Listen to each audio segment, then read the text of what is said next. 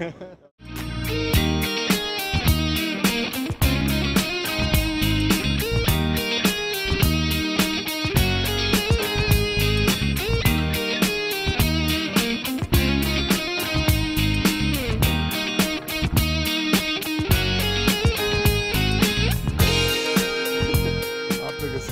up, man? How you doing, Robert? Who are you? I'm Jeremy Toeman. I run Stage 2 Consulting. Yeah, but we're here to talk about CES because right. you've won so far 3 Best of CES awards, including last year for Bug Labs. Yep.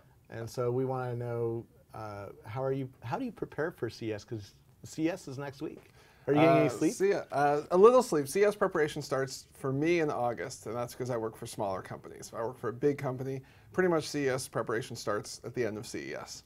Yeah. No joke, we actually already have the forms for buying booths next year that we're supposed to make decisions on during the show, which is, as a small company, because we mostly work with small companies there, really hard bets to make.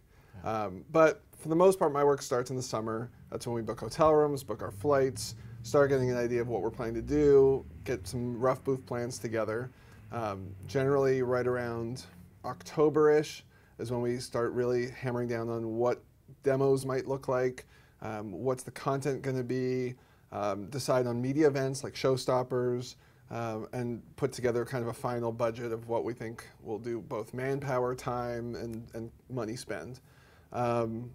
Come November, we generally like to have that all solidified, and then in December is pitching the show, getting people lined up for interviews, getting demos ready, finalizing scripts, making sure everybody actually has badges in hotel rooms, and finding that one guy obviously slipped through your list and signing them up at the last minute. Yeah. And now it's literally lots and lots of I's that need dotting, and lots of follow-ups, and that's what we're knee-deep in until next Wednesday. Well, I wanted to talk to you because this is a very unique year, I think, for the Consumer Electronics Show. Best Buy, I've been talking to Best Buy executives, and they say it is the hardest economic year that they're dealing with in terms of the consumer electronics industry. So how do you think it's going to go next week? I think it'll be slower than last year and probably the past few years, but I don't think we're returning to circa 1992. It's going to be slower in foot traffic, et cetera. But the reality is CES is all about media and retail. Right? That's what the show's about. And the past few years, it's kind of become this extravaganza, cool, hot tech show. And I think the people who've been going to it for that reason are probably not going to go this year. But the people who have to go are still going. So yeah, some of the booths have downsized, and there are a few companies that have pulled out of major booth expense. They're still there at the show in some way. The extravaganza is still there. It's just I think the fringe that got really attracted and excited by the show, they're staying home a lot more. That's my hunch. Yeah. What do you sense is the trend of this year? There was an article in the New York Times a couple weeks back on how consumers are flocking towards these simpler gadgets, and I think we're going to see a lot of that. I think people have gotten a little tired of trying to figure out how to navigate, their cell phone menu just to send a text message, right? So when you apply that across, you look at your new point-and-click digital cameras, not even the cool ones you use, the simple ones I use. For me to use that point-and-click camera, I figured out where all the features are, but I watch a lot of people fumble around with them. So I think we're going to see a lot more simpler devices. We have a lot of touchscreens coming on everything. I mean, everything is getting a touchscreen. The iPhone ushered in this wave of touch mania. I think on the screens, we're going to see a lot, as you were saying before, a lot of thinner ones, a lot of bigger ones still. I don't think the masses are, there's kind of this big size limit in the living room. So the 42, 50, 61-inch kind of standard of plasmas and LCDs isn't going to get, 64 or 68 because it just doesn't work. There's just that reality to it. Well, and most people don't have the kind of budgets anymore to go and spend $4 grand on a TV. They're looking for the $800 TV. When you can get, the number one plasma retailer is Costco, and the number one plasma vendor is Vizio. Yeah. Right. So it's definitely the budget's in mind. But I do think we're going to see a lot of continued, how do we add technology? So we're seeing the connected TVs as concepts, YouTube built into your TV, et cetera. That's the world I used to live in, of the connected home vision. I was building products in that space back in '99. And you used to work for Sling Media, right? Yeah, so my first foray at CES was actually with a company called Mediabolic. My second was Sling. Last year I was there with Bug. And this year we're there with a little handful of companies. Bug's coming back. We have Boxy, which I know you're a fan of. Yeah. We have Splash Top from Device VM on a bunch of new laptops. And we have a cool new client debuting something new at the show. We actually have someone who's going to launch a gadget at CES. So that's always fun to see. I just got a preview, which will be up next week. The minute CES opens. That's pretty cool stuff. Why is Boxy getting so hot? I mean, they've spent no money on advertising. You know, you don't really see them, you know, but they're getting hot. How many users do they have? Hundreds of thousands. Boxy has over 150,000 people either who have already downloaded it or waiting to download it or waiting for the Windows version. That's in less than 6 months. So they've done really, really well considering that's an alpha private testing mode right now. I think you know, whether the industry is accepted or acknowledged or not, we are using our computers, especially laptops, as entertainment devices, right? I mean, my entertainment, sure, I'm watching stuff on my big screen, especially, you know, watch my hockey games, watch the latest TV show, but everything else I do is on my laptop. Yeah. And Boxy's made a phenomenal interface for how you interact with your media on your laptop or on the big screen or on your Mac Mini or wherever you want it to be. And I think their timing is just really great. I think Boxy 4 years ago would have just been poor timed. I think today, you look at the media consumption, you look at the connectivity, you look at the social networking, and all those things are built into their platform. So, I really think they've stumbled onto something that people want, and they've built a great product. So, give entrepreneurs three or so tips on how to get over the noise. You know, because CES is such a noisy place. You know, you walk down I did a little video one year and walked down. I mean, you got cars that are, you know, making all sorts of noise and have 60,000 speakers in them. And you walk through and there's Sony and Panasonic and Pioneer all with these huge displays. How do you get noticed in that kind of environment where there's so much noise? Well, today is December 30th, so if you have not figured out how you're going to get your noise, let's use these tips for CES 010. Yeah. Because CES 09, your noise planning better be done by now. But you can apply these same tips to like a South by Southwest or even a Web 2 Expo or whatnot.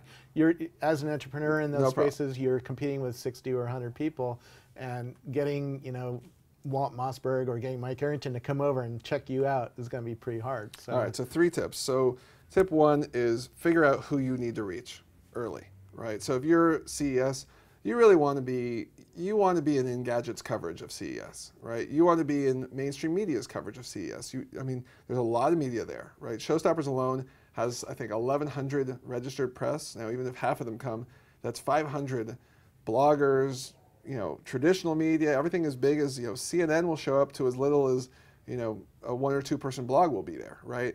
And that's who you want to be in front of. Yeah. So, you know, in my eyes, what you're doing back in October, November, so let's call it 2 or 3 months before your show, is you've got your list of press. You're figuring out who of those people really matter. Like, you know, if you're Boxy, you don't care about the auto car hightechblog.com, right? It's not relevant to you. So you're culling your list and making sure your list is who will care about you. Because if I'm Boxy and I'm talking to Engadget or some cool home AV blog, or Home AV magazine, they're going to care, right? That's the right readership, that's the right audience. So one is picking out your list and that they fit your segment. So at CES a couple years ago, I saw an MP3 player / breathalyzer. Now, I don't exactly know who's going to buy this thing, but I probably want to get into somewhere like a Maxim, right? Yeah. Something of like some off-the-wall, you know, people who look at cool, you know, off-the-wall kind of gadgets. I'm not going to go pitch mainstream ABC News. Right, they're not going to really cover. They're going to compare you to an iPod, and you're done. So first one is color list. Second one is positioning and messaging. I can see it time and time again as entrepreneurs who are not good at figuring. They've built something amazing, but they don't know how to talk about it to someone like you and make sure that you get why it's so amazing. Yeah. Right. It's really easy. You know, when I first met Peter from Bug Labs. We were sitting down together and we were looking at, well, what was this thing? And technically it was a open source Linux platform for developing, you know, customized modular consumer electronics products. Well, that's a bit of a mouthful, right? Yeah. And, you know, do-it-yourself gadgets or long tail of gadgets or hardware mashups, figuring out, you know, 2 or 3 words for taking your complexity and turning it into something simple that has some intrigue and appeal. Right? Like if I know a Robert Scoble, I know he's into cool tech, but I also know he's generally either into, you know, uber cutting edge web stuff or very practical, pragmatic, mainstream stuff, right? Those are kind of your two spaces. You generally don't talk about enterprise, right? I did yesterday. General. Forgive me for missing one of your posts, Robert. I can't keep up. You know, I try to keep up to date on the entire tech industry, but but I do have stuff that I get really passionate about. You know, stuff I can use, and I'm generally not. My key advice here on positioning messaging is get your own head out of the game and figure out what is it about what you've built that others will love. Because you know the whole drinking the Kool-Aid comments. Every entrepreneur drinks their own Kool-Aid. Every one of them. The great ones are able to recognize it, and either they use external services, they have someone internally, whatever it is, they've got some way of distilling that amazing Kool-Aid message into real-world appeal. And let me tell you, when you can't do it, something's wrong with your company. Right? That's a good barometer, is if you can't figure out how to turn your thing into something, when you're sitting there scratching your head every day going, why aren't people interested in what I'm doing? You know, maybe that's a sign you either need someone to come take a look at it, and you know, whether it's your friend, your mentor, or a third party service, pick someone for it. And then, how do you get people to stop at your booth? Because when I'm walking the show, I see booth after booth after booth, and they all look the same.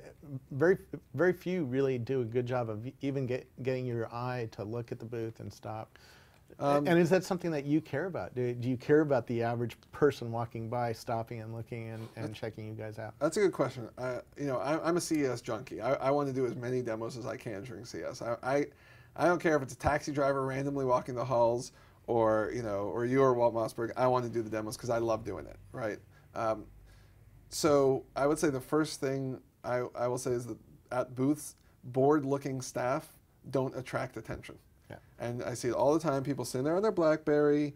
Oh, you want a demo? Oh, okay. You know, doesn't work, right? You've got to be there, ready to engage. You've got to be a little sales-ish. You've got to be willing to say, hey, come, you know, come. I got this cool thing. Come check it out. If you're not willing to put yourself out there, you're not going to intrigue someone into coming. And you don't want to, you know, you don't have to physically pick someone up to come and get over there, but you have to call a little attention to yourself.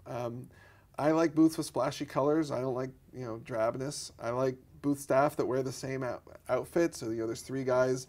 You know, Bug Labs last year, we wore all red long sleeve tees. We stood out from everybody around us wearing clothes like this.